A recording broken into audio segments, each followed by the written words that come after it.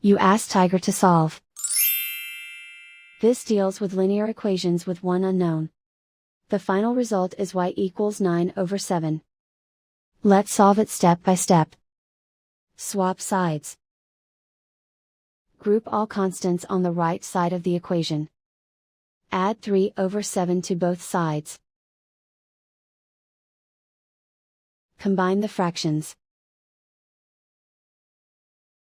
Combine the numerators. Reduce the zero numerator. Simplify the arithmetic.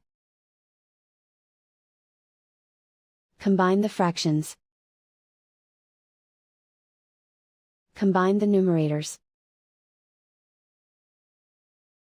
And so the final result is y equals 9/7.